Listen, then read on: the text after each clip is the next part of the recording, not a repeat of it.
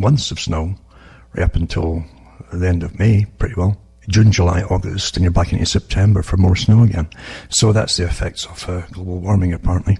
And it's all our fault, as I've noticed again today, sitting outside for an hour or so, looking at the sky and watching them spraying and spraying all over the place, and turning it on to quite a mush it was. But again, that's just them trying to save us all from ourselves. It's pretty comical in a sense to look back to, for instance, the 1990s, when talking about the chemtrails that were coming down at the time, 1998 in Ontario. It really started on a regular basis then. They'd been trying it out beforehand, but they were doing it every day starting 1998. Very low level too, and across the sky, very evident science fiction type stuff when you walked out the door. And yet people back then had to have it pointed out to them. And again, it ties in with the fact that most folk wait for the media to do their thinking for them, and they'll ignore what they see or hear or know what they've noticed. If the media doesn't say anything about it, they really expect the media to be appendage to their brain and do the reasoning for them, like Brzezinski said. And it's very sad but true. It's startling too, even when you test it out on people and you find out that is the fact. They really expect to be warned about things that are harmful to them by authority figures. So if they don't get it, they ignore it. It's rather stunning, really. And so many of the things we talked about back then, such a long time ago, and yet it's a blur since then, because it's been non-stop. Go, so many shows. And giving talks about all the kinds of things that were happening, and watching them all come to pass, all the things you'd predicted, not because you were psychic in a sense, but because you dread so much of the documentation of the people at the United Nations, for instance. You read the monotonous stuff, and it is monotonous. It's written bureaucratese. Bureaucratese is meant to make you switch off, but if you can struggle through it, you'll understand what they're really getting at. And it's for government departments across the world. They immediately take all the big think tanks' projections of things to do for coming catastrophes, etc., and they put it into action, generally quietly. And it's never for the reasons that they actually tell you.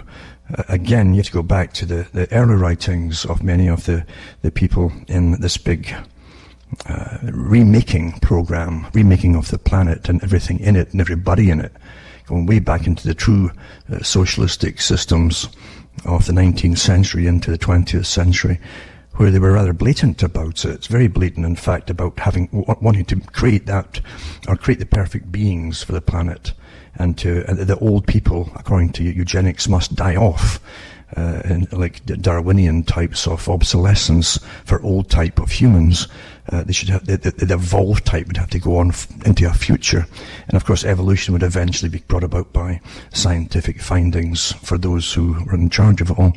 And you watch it happening, and you remember the predictions too, where before Adolf Hitler came along and got the blame for all eugenics, because he just copied it from Britain and the US, the whole idea of eugenics and social hygiene and all this kind of stuff. They got it. That's where they got it from, and he actually mentioned it. And everyone's happily forgotten about it. But Julian Huxley kept it going, the whole idea, with UNESCO, by renaming different, creating new terminology for the same old things of too many people, too many of the wrong people, and projections of mass overpopulations of, again, what he would call the wrong people. And today, they're back at it again, back in the open about it, really. And they're trying to say this, all of you see. If you're not a somebody today, then you're obsolete. And that's what they're really telling you. If you're not a somebody, you just obey the ever-encroaching authoritative commands of the authoritative system, which is less and less appearing democratic. It never truly was democratic, but in their own writings at the Club of Rome, they make lots of jokes about it, because they never believed in democracy, but they did believe they would have to use the term democracy for a long time to get the people to comply and go along with so many of the things which they've been pushing. So you have a very thin veil of democracy today, but in reality it's going full tilt at the next phase of perhaps even a form. Interestingly, I was reading one of the books from the Club of Rome, and they were going through all the different forms of usefulness in governance, different types. They can use it for different types in an agenda, for instance, or a society's evolution. And they went through all the different kinds of, including tyrannies and tyrants and dictators. And it's so interesting to see the Club of Rome play the two sides of things, because before, many of the people at the Club of Rome were the ones that got people into wars, world wars even, with their ideas, and then they blame everybody for fighting in the wars, which they often helped to start in a sense. But because wars are very useful for change. Carroll Quigley said it too. He said if you want quick change, fast change, you can get more done on a social level, meaning changing all of society, views, opinions, and even ways of living. You can do more in 5 years of war than 50 years of peace and propaganda. So don't forget these things. War is very useful for changing sides, and changing all sides, I should say, and the opinions of all sides, because all parties involved in a war will change. It doesn't. You don't go to. People are brainwashed to believe you go to war to retain something, or your culture. That's what they used in World War II. And as an example, Britain went into World War II. This entity or corporation called Britain, or the UK, into World War II. Using propaganda, they all use propaganda, of saving their culture against a tyrant and saving democracy, etc. So they went to fight National Socialism. And at the end of World War II, they emerged as a National Socialistic country. Really interesting. And of course, with so many different laws on the books, etc., to change their culture drastically, in fact, till you see what it is today.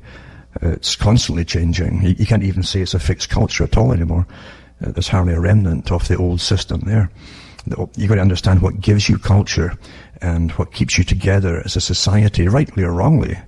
But you always have a strong commonality of culture with common beliefs and common rights and wrongs. You understand it all perfectly well. And you need very little police when you have a culture and a society like that, because the people self-police, the culture self-police themselves, and things which are wrong are generally very evidently wrong, and so you can keep it all in check. So if you want to destroy culture, you must knock down all the things that made it strong. And you can do it by pretending to help people. That's the greatest tactic of all. For instance, the UK... the people in the UK never had it good for an awful long time, for centuries really, since the big central banking system took over and they could tax people's income, and all the different goods and services and so on that happened inside a country were taxed to pay off what you could then call national debt. So governments could then borrow from a central bank for their wars, to pay for the wars, so the corporations could get all the profit abroad, you see, by taking resources of countries. But they wanted the public back home to pay for it all. That's really what it was all for. And as blunt as that, and it's as truthful as that. The people pay for the armies, they supply the military, the people for the uniforms, and they go off and fight these wars, and then they pay for it all. And the countries that were taken over under the British Empire, you paid for the railroads get put across India and different countries too, so that the resources could get moved out of the country for the big corporations that had been there since the East India Corporation, at least. So central banking was awfully handy, and then you put it down to debt, a national debt, and then the people had to pay it all off in taxes one way or another. And after World War I, that decimated Britain. They never had peace, remember, for centuries, war after war after war, right into a Great Depression. After World War I, rationing World War I, depression, and they never really had a return to full employment after that, because other countries, including Germany, were vastly outstripping Britain in manufacturing. And they were awfully good at it in Germany. The people who ran Britain were so stingy. They wanted things maximum profit, and which means it's very simple. You either get the cheapest labor, they don't put their heart into things, and you won't really care so much when you get really cheap labor about what you're doing, or else you reduce the materials and the products that you're making, so they're not as good. But Germany put a lot of more money into less profit, so they were outstripping Britain. So Britain really went into a tremendous depression. And yet, during that whole time, up until World War II that lasted, the depression, and then after World War II, they had massive social programs. They even have documentaries, or they used to have up on YouTube years ago, on the propaganda they used for the British folk at the end of World War II. It was done in a park, and there's a guy sitting on a bench, and the park keeper comes along and starts pointing out how much percentage of his pound note for his pay has to go to this, and so much for that, and so much for that, all for the British debt. So the people still had democracy, remember. They fought, and they were told to go off and fight for their way of life. And people will fight for anything which they know. What you know is your way of life. Even if you're living in poverty, you'll generally go off to fight it, because what you're taught is that the people who might conquer you are going to be 10 times worse than people who already own you. That's the way it really truly is. And so they'll fight for it, but they will fight for each other, you see, because they are the real culture. The people themselves are the real culture. And so they'll fight to try and retain that. After the wars, it was all destroyed. They were left, a lot of them, destitute. They were in rationing right through into mid-50s, 1950s. Their health was very poor compared to other countries. And the employment that they had really was almost subsistence wages for a long time. So you get used and abused for empires and so on. And don't forget, during that whole time, there was a group in London, the Royal Institute for International Affairs, which emerged from the British Empire leaders like Lord Alfred Milner, who were quite blatant about the Britain, this entity.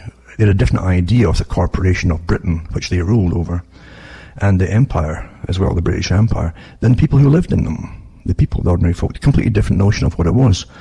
And they wanted a system that would rule the world with the same kind of British parliamentary system, which is a good front system, really, but it's subservient to the Queen or the King, depends who's in power. When you read the books put out by the leaders, or the owners, you might say, of this system that existed in the British Empire at that time, you'll find they're very explicit in their ideas about the public. The public were a different species almost to them in every country. It was really so marked, which is really upsetting to a lot of people. They want to believe the old BBC dramas that they kept putting on, that somehow an elite would have some kind of affinity and even some kind of emotional affinity with the public that they ruled over. And really, it wasn't like that at all for most of them. They were distinctly removed from the peasantry. They wrote for themselves, their own classes. And above that too, they wrote for the selected ones from the upper classes who worked in the societies like that one that became the Royal Institute for International Affairs in the US of the CFR. And they have a branch too for the Pacific Rim region too, with players in Australia and New Zealand and China and Japan, by the way. You know. So they were saying about the future world empire. But what gets you, what strikes me when I look into the old volumes of rapidly disappearing material, written for their own people, almost inter-group publications, is the similarities of today, with so many think tanks working for them on all aspects of the economies, transport, the psychologies of the peoples, the classes of the peoples, the genders, all these things, and study upon study, well over 100 years old, right up to the present time. The data accumulated by this has been used by them to incredible extent for change, of course, planned change across the whole planet. And you can see why they couldn't disclose this stuff to the public, the general public, because they need you to go along with it in all phases of their great plan, the grand plan, you might call it. Otherwise, you wouldn't go along with it. If you all knew, if your parents knew that your society was just to be utterly destroyed by a Gransky-type scenario, the communist who says, instead of just fighting people physically and so on, he says just come in and gradually take over the functions of culture step by step, and education step by step, and so on, and media, and you can convince the public as they're growing up that and before you know it, in a generation or so, you've completely altered what they were by design, by plan. And so a socialistic, almost communistic type system or way of using techniques was implemented on the public without them even being aware of that's what was happening. They were trained to believe they were fighting communism. But in reality, it was being taught in the universities in the Western world, taught openly. And they were recruiting openly too for big changes ahead. The public can't quite get, and most folk today can't get their head around that. Why would your country be fighting communism and yet promoting and even funding its tuition? It's because down the road, you always, through the Hegelian process, you have a synthesis. Remember, you need two sides for change. One side changing you all the time is a tyranny, you see. And if you have two sides, then you think you're fighting a tyranny, and then if you guide the synthesis, basically, you get thesis, antithesis, and synthesis. So synthesis is the outcome of the two. So if you guide that along the way, and you guide the arguments, you'll get society to always move in the direction that you want. And you can convince them of pretty well anything by using the right techniques of how to live, how to behave, what's okay, what's acceptable, what's not acceptable, and keep changing normals all the time until you've got new normals across the board. You can also train them through incredible indoctrination. It's so slickly done that people don't know they're even being indoctrinated through entertainment. Until, in a Pavlovian sense, they'll have incredible reactions if you mention certain even words to them. They'll blush and go into almost, panic if you hear certain terms used and things like that. So it's quite easy to indoctrinate children. Like Bertrand Russell said, give me children young enough, and he said, I could convince them that snow is actually black. Just change the terminology. And if you change terminology, that was a communistic system of using terminology. The Weather Underground were using it to create the terminology, force the public to use the terms, and then when the public try to use the terms, you're accusing them of something, and the public try to use them, it's quite easy for you to disable them by calling them something else or a name or whatever it happens to be. It silences them totally. And we're seeing that all the day as though it's quite natural. And it's working, of course, as it's meant to work. So, as I say, the techniques of this go way back into the 19th century, really. And improved with mass communication and mass study on the public. And since the internet came out, there's never been a time of rapid learning on behalf of those who observe us, monitor us, analyze us, etc., with the use of computers.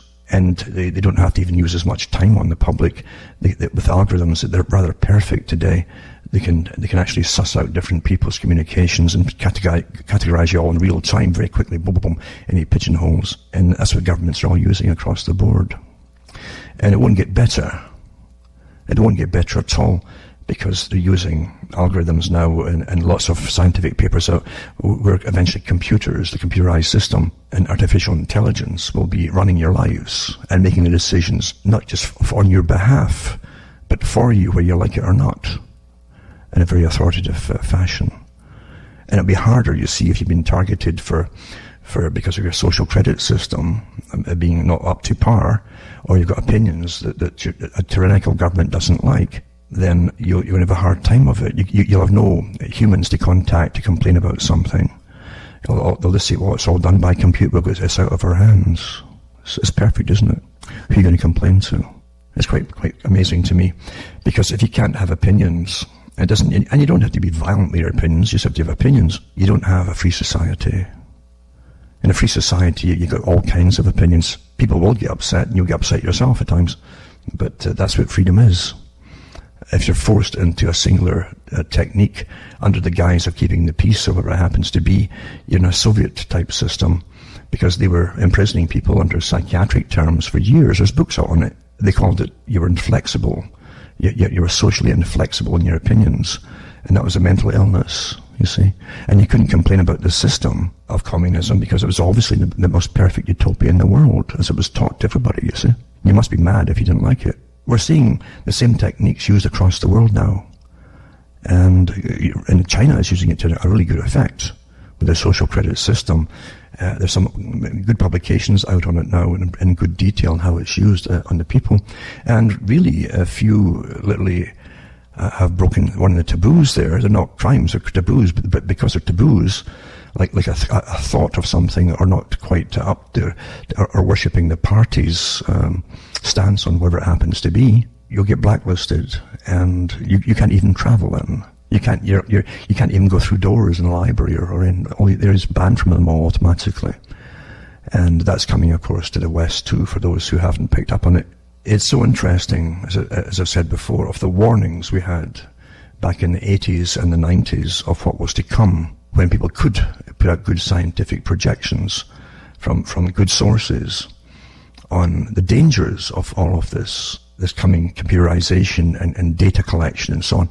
Most folk, again, because they're nice people, would say, we understand that could be done, but they, it's almost the they word, meaning authorities, they would never do the nasty things to us. But why wouldn't they do that? Power, you have to, again, just like the Royal Institute for International Affairs, who saw the people under them vastly different from the people who live inside a population.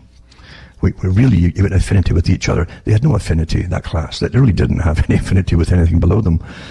And they thought that was a natural order. They really believed it. It's the same thing with those in charge of technology today. They truly believe they're like gods because they're up there and they have the money and the power and the ownership of big corporations over systems which they've made essential in today's society. They've made it essential. Governments now demand you pay taxes on computers now, and so on, rather than just send them checks. And you're being forced into a system to use the system. So if you start to get banned from that system or punished or from the system, well, you're going to be in dire straits, even to get money or to get bills paid or wherever it happens to be. That's part of the social credit system. The very system that again, Lord Bertrand Russell talked about in the 40s and 50s, when he said eventually a system would come in where the central authority, which would be presumed could be sort of a governmental authority, it doesn't have to be government. If you notice, most government today is farmed out to agencies.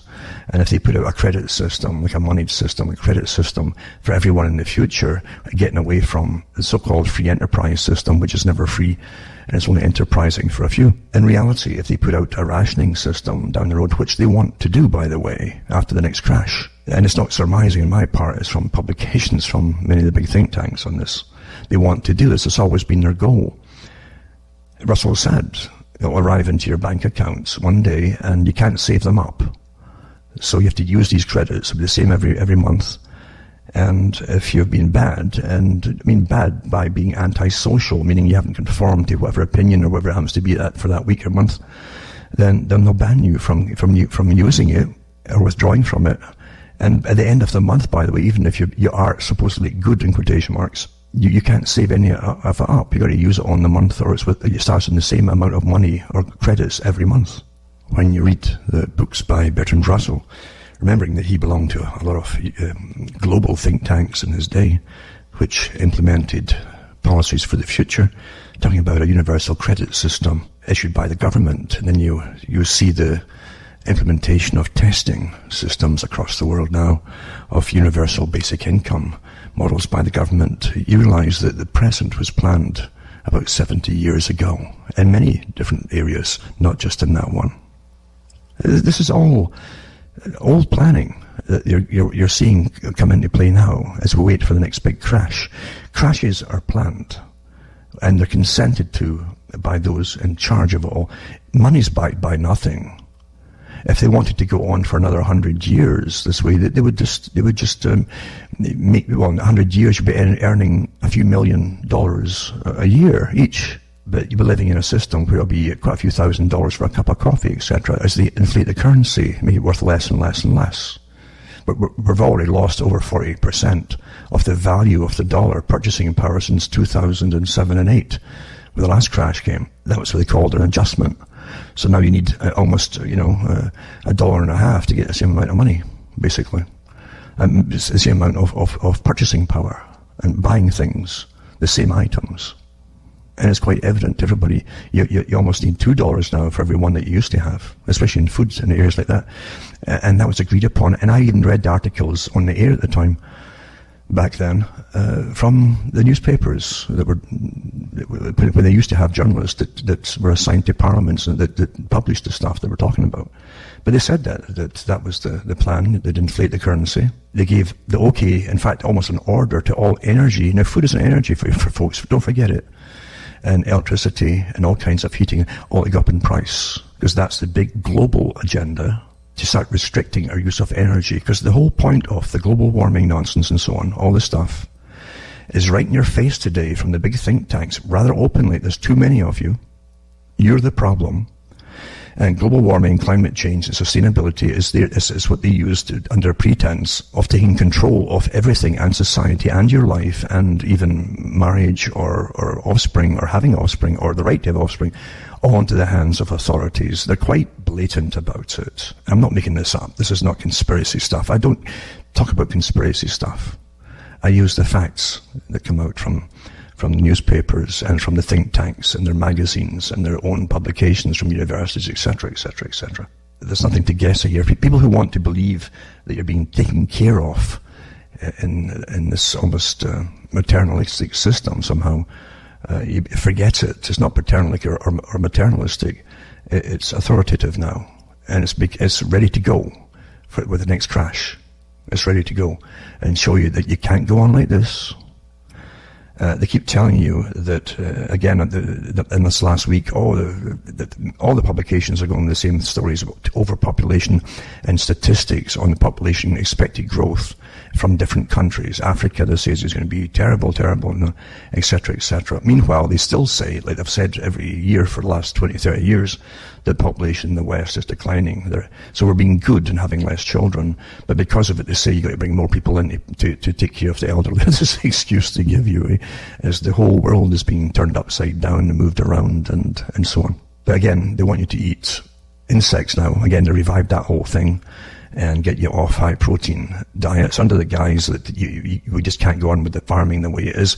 The farming, folks, has been cut back for many, many, many years with licensing and taxations and different restrictions have been put into place. I've got articles here and government declarations from the 40s and 50s on the need to eventually reduce and restrict farming. So don't believe what they're telling you at all. The whole problem is you, they claim. And you either have the right stuff in you or the wrong stuff. Just going back to a great hero of the physicists and the scientific societies, a descendant of Darwin, of course, and it was the next million years by Charles Galton Darwin, the physicist who worked on a good helper of society. He worked on the Manhattan Project with other folk. They helped to murder lots of people. That's what they do, these people that we look up to, it seems to be. And he talks about the future.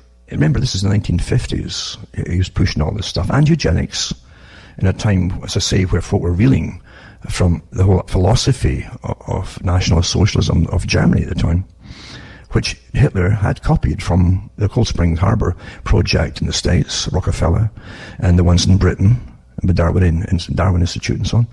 He copied all that stuff, you see, from them. But again, we're awfully good at deciding who are the people we're going to hate are going to be, you know. And when it happens again, it's done under a good guise. It's to save us all. We have to reduce us to save us, you see. But, well, you're already going sterile in the West for some strange reason. They don't really know, eh? There's no crisis over it, like why it's happening, eh? Well, it's because they know why it's happening. Anyway, the next million years, in page 76, Charles Galton Darwin, the descendant of Charles Darwin and eugenics and so on. He said, it would surely be as wrong as the speculations of a natural philosopher of 2 centuries ago would have been about our present conditions. It may be noticed, however, that the biological sciences, which in the 19th century rather lagged behind the physical, are beginning to show promise of quite astonishing new advances. The proper consideration of these biological advances must, for the most part, be deferred to later chapters, but I may list some of them here without discussion. There is first the possibility of new sources of food. For example, if grass or wood could be rendered edible, it is safe to say that there would be immediately a great increase in the population of the world. What he's saying is if you have good food, folks, doesn't matter really what's made of, it's going to increase the population, which is the enemy of those who rule the world. But he says, then there is the probability that medical science will continue still further the great triumphs it can already claim in the conquest of disease. It says it is also not impossible that medical science might succeed in materially lengthening life without senility, though in a world of overcrowded population, it's not very clear what would be gained. Now, I'll just stop here and say this, that's been in all the magazines and science and so on for quite a while now. Even this last week, they've got chips they can put in. They claim they can reconnect a lot of the pathways and the systems in the brain. And actually, just like I think the movie Johnny, was it Mnemonic? They talk about giving you basically for capacity for learning through microchips in the brain itself, like a hard drive, where they can store the data. It's just astonishing how they program you through all the sci-fis until you think that's quite normal when it comes along, really. Well, remember all the other stuff they showed you in sci-fis, and you better pray that it doesn't happen. All the other nasty stuff. Anyway, it says here, looking a little deeper, there is the possibility of substantially altering the intellectual and moral natures of individuals, right? Intellectual and moral natures of individuals by some sort of hormonal injections. Already great effects have been produced on animals. Now that ties in with Bertrand Russell's. By means of diet, injections and injunctions, they could control the populations. Anyway, back to Charles Galton Darwin. Finally, as the most curious speculation of all, it's not quite impossible that it may be one day feasible to select in advance the sex of each child that is to be born. Well, that's all been done since then. Where the decision is made by the parents or by their rulers. This suggests the possibility of a great unbalance in the populations of the world. Before discussing these matters, it is necessary to look deeper into man's nature, and this will be the subject of the next 3 chapters. For those who haven't read his book, it's an easy enough read, actually, The Next Million Years. He's on to say it's quite non-moral, and that there are many qualities, and we by no means admire, which nevertheless are often regrettably effective in the struggle for life. All through the animal kingdom, one of the most successful roles is that of the parasite. And there are states of human society where such a parasite as a professional beggar is as successful as anyone else. Something of the kind is unfortunately true in Britain just now, in the 1950s. The people we are really encouraging are not those that we think we are. In other words, they don't want them to breed to people who he saw as useless. Now, all this stuff is, he's just put in a book what their think tanks have been collecting for them with studies.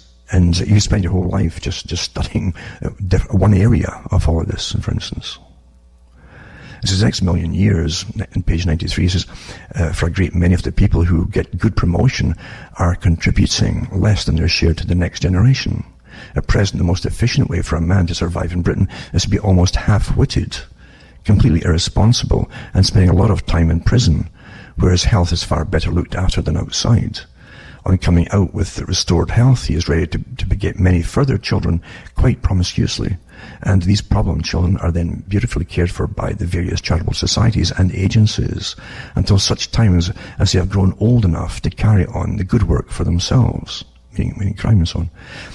It is this parasitic type that is at present the most favoured in our country. If nothing is done, a point will come where the parasite will kill its host by exhaustion, and then of course itself perish miserably and contemptibly through having no one to support it. Now, all this kind of technique is discussed by the communistic systems, and Gramsci too, of taking down nations. Again, get back to dialectic. And believe you me, Charles Galton Darwin was perfectly aware of the dialectic, and that the group he belonged to often ran both sides of things. Huh? You create the problem, then they use their own press, they point at the problem, right? Create it first, point to it, get everybody feeling bad and guilty for existing, and yet they're using the worst types as examples, but everybody will then feel guilty. Well, how much am I contributing to society, doing my little pathetic job, etc., etc. This is how it's done, folks, for those who don't catch on to it. The rulers, and he came from a line of rulers, they boasted about the fact that they were a scientifically bred family for science itself on behalf of the dominant minority that ruled. And Julian Huxley, who was also related to them all, the same group, talked about that. So he was perfectly aware, Darwin was, Charles Galton Darwin, of their particular management of all different kinds of sides here.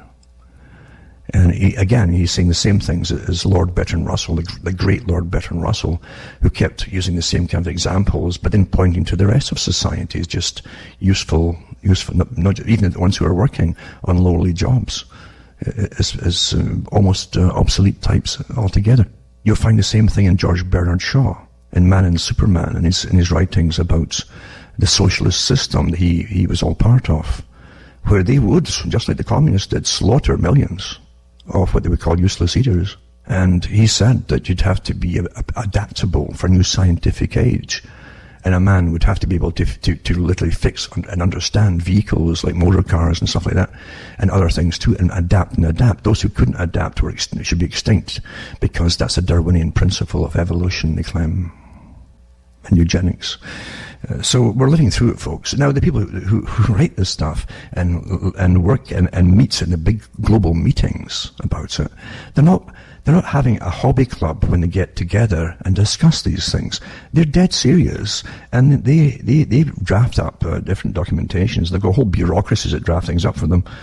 Here at the WEF and all the other forums that they have and meetings that they have, and they have them implemented. They're not hobby clubs. I hope you understand that.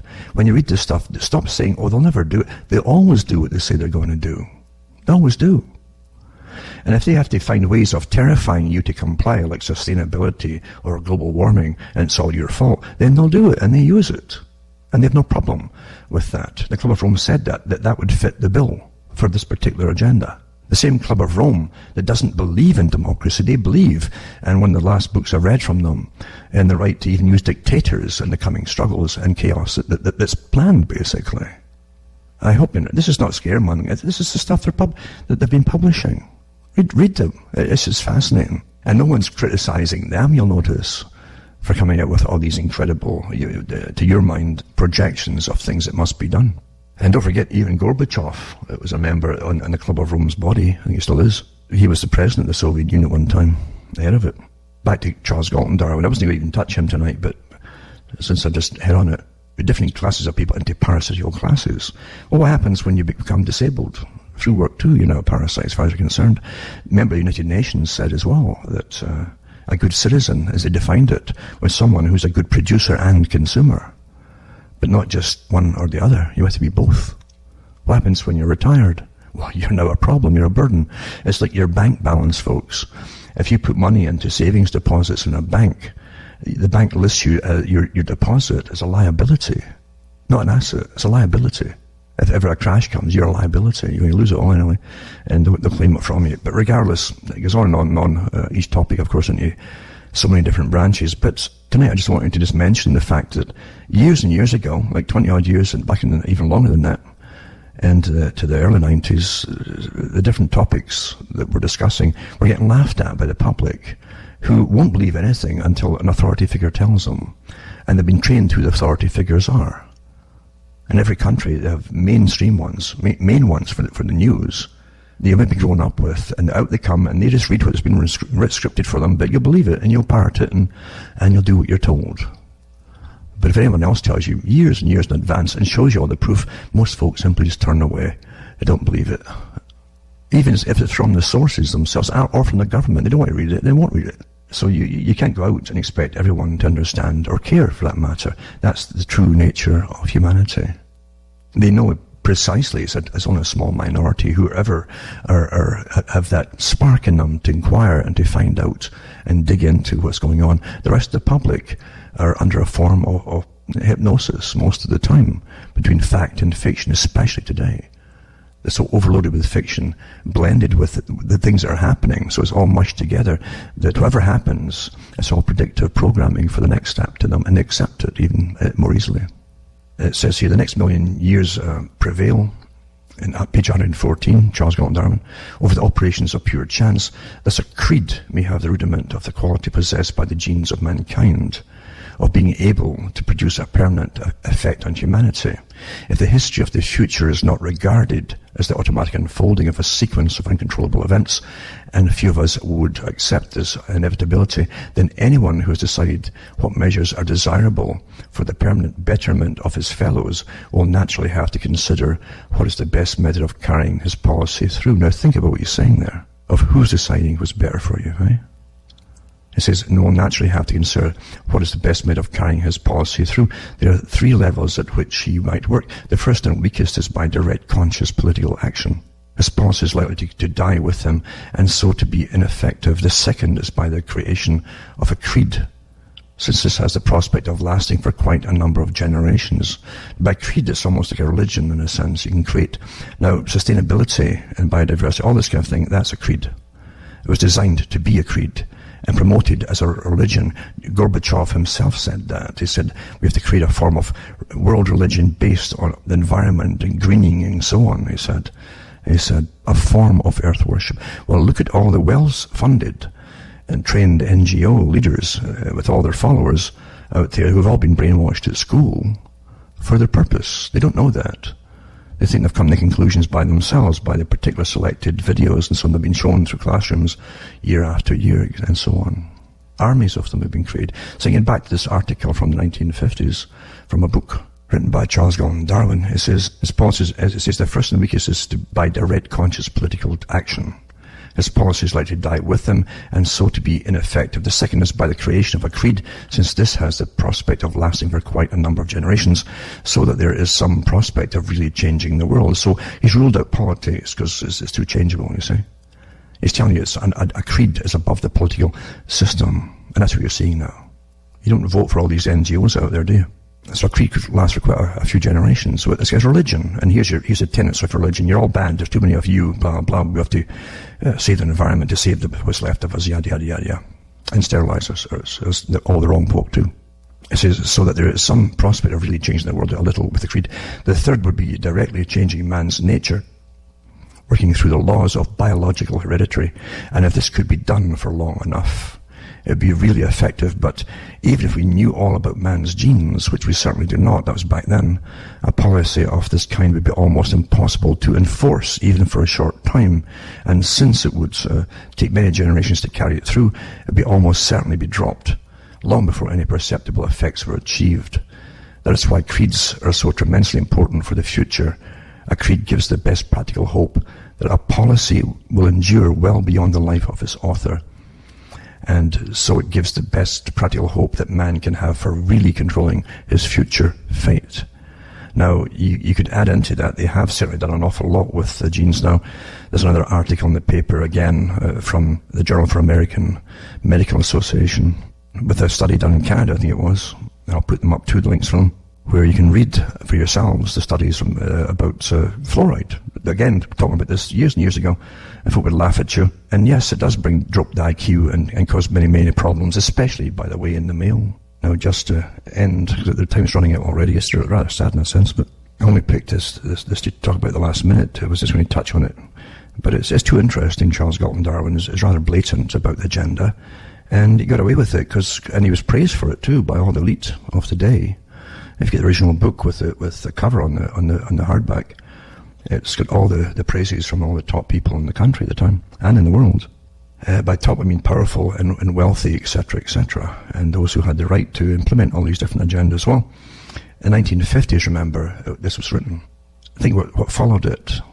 Now, he was on one person in massive think tanks, huge think tanks, that even met during World War II to decide on how to depopulate or reduce the population of the world after the war ended. So in the 1950s, out comes this book, and which is like, I'm sure many of the people contributed to it who were on the different think tanks and so on with him. And come the late 50s, you had the change in the morality rather quickly with the types of music and movies that flooded out into the 60s. Suddenly you had the promotion of sex like never before.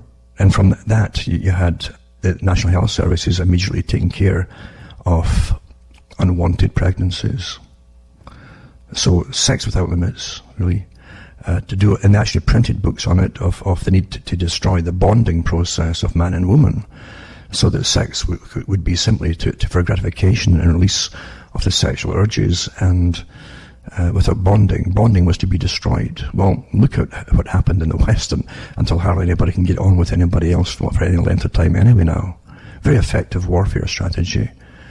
And the populations are plummeted in the Western countries. Interesting, isn't it?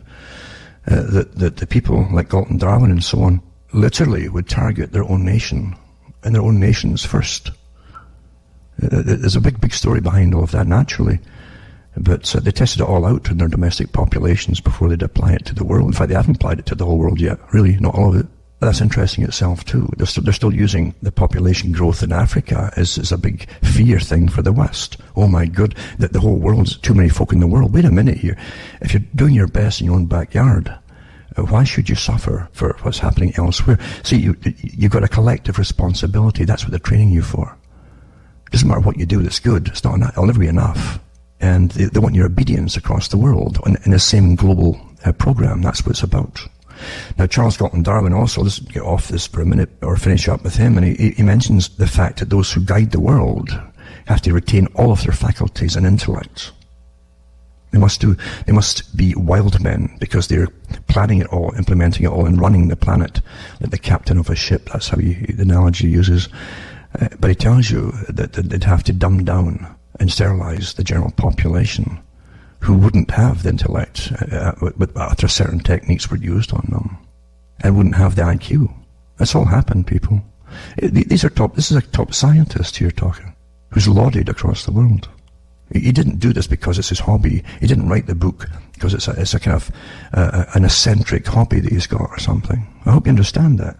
Most folk never get past that. Oh, he must be just his particular opinions. No, it's not just his opinions. You're talking about one of the rulers here, who mixed with all the biochemists and all the rest of them who are hard at work too, with Bertrand Russell and many others, right up to the present time. They helped to design the culture that would help destroy society that the people had just been fighting for through different wars. And most folk won't read it, unfortunately. They'd rather look at fiction or science fiction or something and be gratified by all the incredible programming you get in it all today. It's astonishing, but it works in people. And people are now afraid to give their opinions on different topics, because you are being punished for having opinions which have been turned upside down in a very short period of time of new normals. I'll put up some articles at the end now to try to get it through. I mentioned before about how they're all families. You wonder why this is all news now. All the different couples in the royal families in Britain and so on. And it's because, you see, they have public relations companies. Each couple has a public relations company of their own type that vies for ratings to make them popular. It's just all show business, people. It's show business. This is what it is. And Prince Harry and Meghan hire a social media expert to boost their popularity as they trail just 700,000 followers behind Wills and Kate. See, they actually have games with each other in little bets to see who can get more hits that week, whatever, on the fake stories that they put out. And it actually make them like dramas, because people get sucked into them. And they know this. They've said that the women who like soap operas get sucked right into these things, and it personalizes these people that they'll never meet. It makes them seem real to them and like members of their family, you see. It's all science, and it's all fake. Queensland government says it owns rainfall since it hits the ground on your property. So there it goes again. The sustainability organizations and different laws are put across the world, from the United Nations, naturally, about the fact that, and the United Nations gives you all your building laws and your codes for all kinds of things, electric and building and housing construction, everything now. Everything. Did you ever vote for the UN? No, you won't, because you see, it's not democratic. It's meant to take over governance of the world without you voting for it, much like the EU top bureau that runs it all, and for the Europe, the people above the politicians. The politicians can't pass laws, by the way. It's the commissars above them who do all of that. The people that you don't vote for. So Queensland and other countries too are being told the same thing, really. You see, rainfall, it's not yours. It's not yours. And they give you all these different articles trying to convince you that it's not yours, and why you can't see it as yours, you know. Technically, you see, you're part of a big beehive or an anthill. That Galton Darwin talks about in those terms. You're like an anthill, and there's different kinds of superior and inferior types of ants. So that's what you're getting trained to believe for yourself. A US article too, just showing you how the military's all getting geared for it too. And when they get turned loose on a major crisis, like a massive financial plan collapse, if it collapses, it'll be planned, folks, because they could keep the money con going forever just by adding zeros to computer numbers in federal central banks. So it's really a form of control, you see. But the Department of Defense are not supporting a formal mission dedicated to global change research, talking about climate change. It's developing policies and plans to manage and respond to the effects of climate change on Department of Defense missions, assets, and the operational environment. But it's also domestic as well, folks. Various research agencies within DoD sponsor and undertake basic research activities that concurrently satisfy both national security requirements as well as the strategic goals of the USG CRP. And they give you all the different departments involved in it, and DARPA, etc., etc. Just to get you all used to the idea that they must get a big crisis going to bring out the global governance into its full position across the whole planet. And only under a crisis situation will you accept it, you see. You'll be terrified. They'll make you terrified, and you'll plead for them to save you. Well, here's where you give up in the process, and they'll give you a whole list of things. For your own safety, understand. Again, article, fluoride in drinking water is safe. A new study reignites a long-standing debate, published by Journal for American Medical Association Pediatrics, giving new life to a long-running debate whether adding fluoride to drinking water is a prudent way to prevent tooth decay or potential toxic mistake. Now, it's a drug, folks.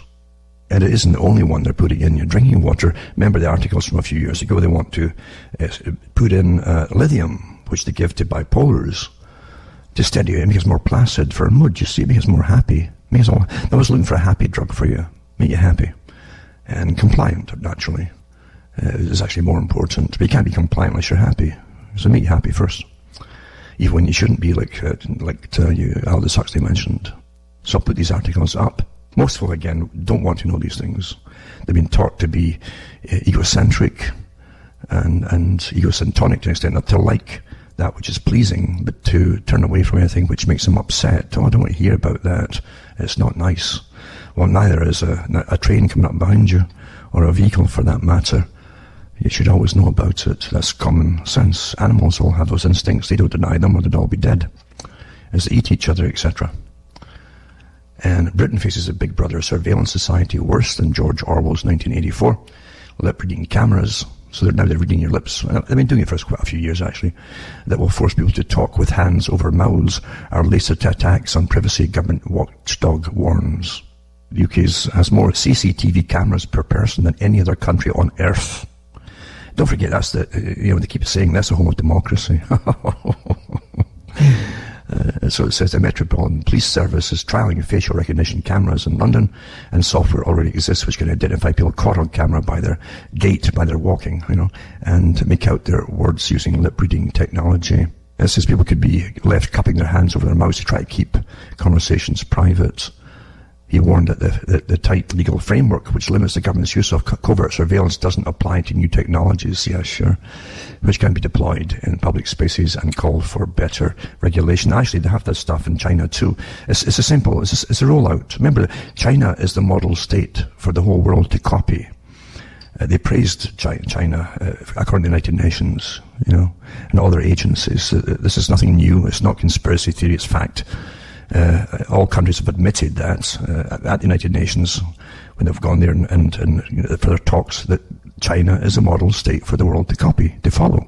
So I'm not surprised by the fact, but China admitted they've got all these facial recognition glasses even, which the police can wear in railway stations, different places. They put out little documentaries about it. Up comes your name as they watch you passing by, even in the distance, they can recognize you, and your name pops up, and your social insurance number and everything else. That's it. That's you. And that's your new freedom, by the way. That's what George Bush Jr. mentioned. The new freedom. They're going to give you the new freedom. And of course, they didn't give in the public a rundown on what they meant by the new freedom while you're living in it, folks. And it's less freedom. It's a political correct freedom where you're left alone. If you parrot all the stuff you're told to parrot, and you're good, and you don't upset the apple cart by having self-thought and self-thinking opinions and decisions and so on. All those bad things, own think, We're here. We really are here. And it's going to get a lot worse as they ramp it through. Every step backwards that you take leads to a dozen more. And they get faster and faster. That's the nature of what the bully uses in his power system. The bully always uses the same techniques on you. One step back, it leads to a dozen more at a time. More, boom, until you're running backwards to comply.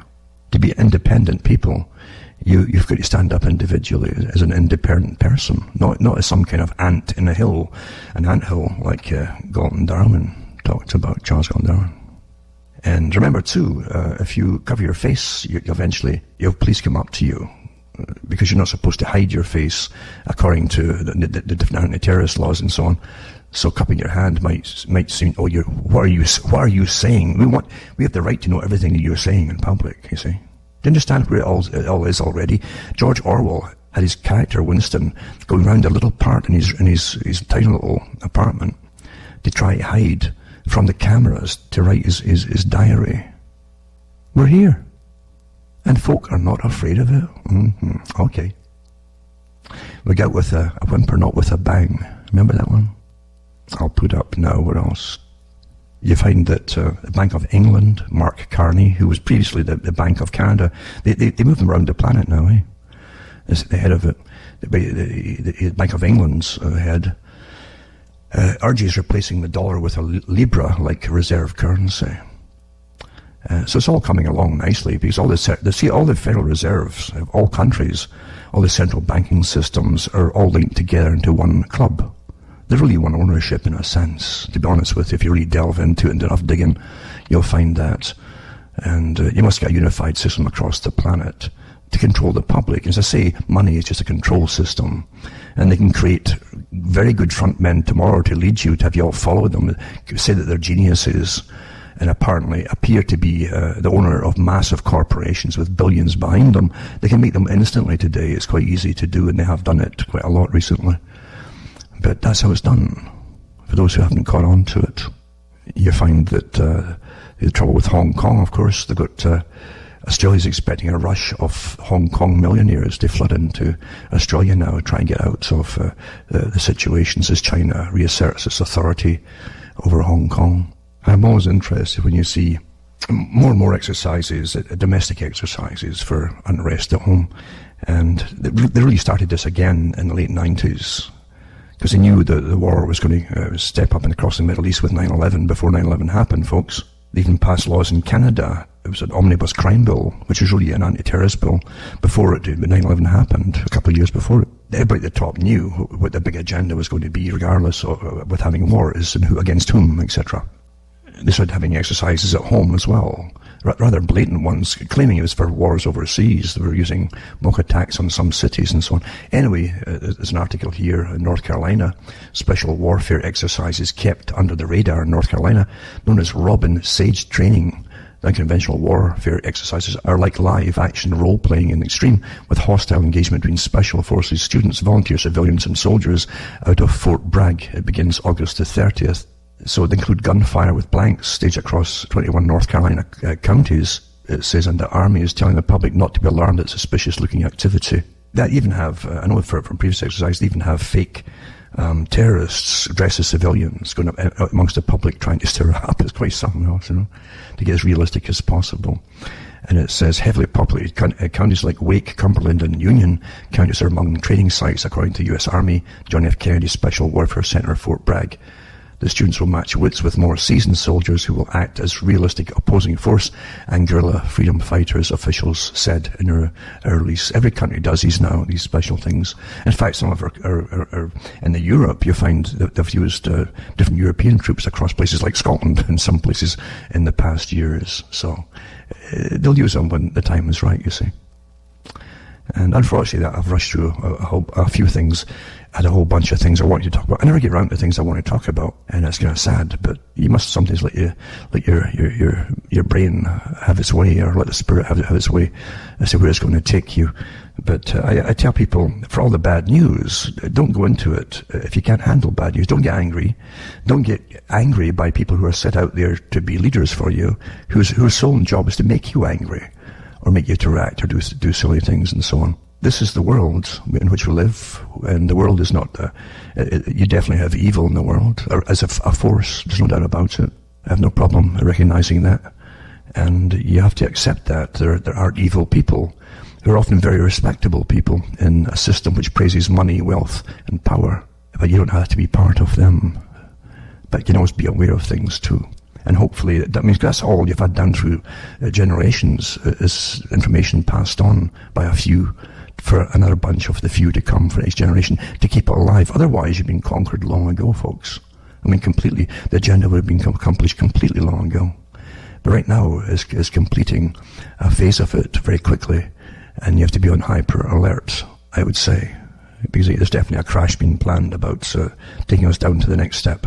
So anyway, for those out there who have been following me for years, remember you can buy the books and discs at cuttingthroughthematrix.com.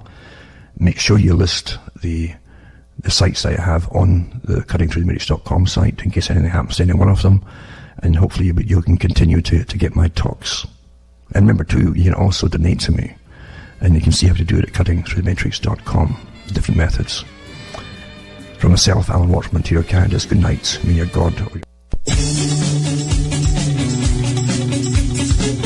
My name is S.M. Gibson, and I am the host of Anti-Media Radio on UCY.TV.